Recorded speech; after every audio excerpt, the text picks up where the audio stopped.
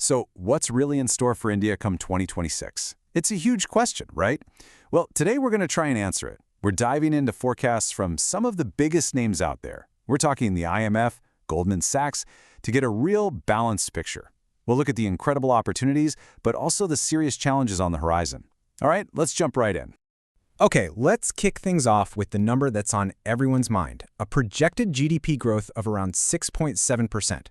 Honestly, this single figure is the key to understanding just about everything when it comes to India's economic path.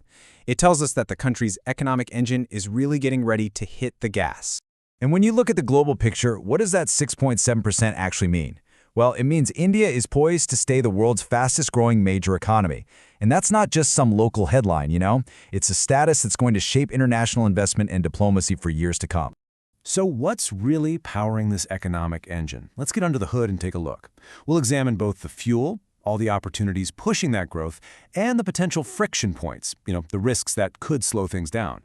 What's really interesting here is that, well, pretty much everyone agrees on the general direction. You can see the numbers vary a little bit, right? Goldman Sachs is at 6.7%, the IMF is close by at 6.5%, and India's own Reserve Bank is even more bullish, with a high-end forecast of 7.3%. But the big picture, the overall story from every single one of these major players is one of really strong optimism. Now, to put that percentage into perspective, let's talk about the sheer scale of it all. By 2026, India's economy, its nominal GDP, which is basically the total value of everything produced, is projected to hit around 4.6 trillion US dollars. That is not just some abstract number. It's a massive economic force. It puts the country firmly on the path to becoming a $5 to $6 trillion economy by 2030. But here's where it gets complicated. This whole growth story is a real tug-of-war. On one side, you've got these incredible tailwinds pushing things forward. A surge in foreign direct investment signals huge global confidence. You've got potential new trade deals on the table, and low inflation which helps people spend more. But on the other side, the headwinds are just as real. The threat of global tariffs is always looming, there's the issue of a weak rupee, and of course, persistent domestic challenges like creating enough jobs and tackling pollution. Now let's switch gears and see how this same tension plays out in another absolutely critical area, technology. In 2026, Indian tech is a perfect example of a double-edged sword, with massive innovation constantly bumping up against the complexities of regulation.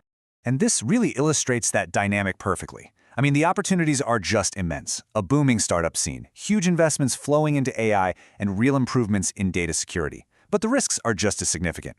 Regulatory uncertainty could easily stifle that innovation. Delays in adopting AI could cause India to fall behind its competitors. And cybersecurity threats, well, they remain a constant danger. Of course, all these economic and tech trends don't just happen in a bubble. They shape and are shaped by everything from politics and society to national pride and sports. So let's zoom out and look at the broader picture for 2026. Okay, on the policy front, 2026 is shaping up to be a pivotal year.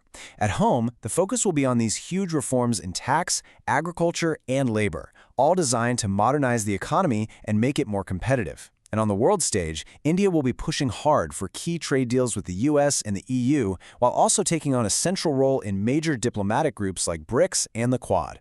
The year is also going to be packed with these massive cultural and sporting events that really capture the national mood. You've got India co-hosting the Men's T20 Cricket World Cup in February and March, which includes that huge high-stakes match against Pakistan. Then later in August, athletes will be competing in the Commonwealth Games.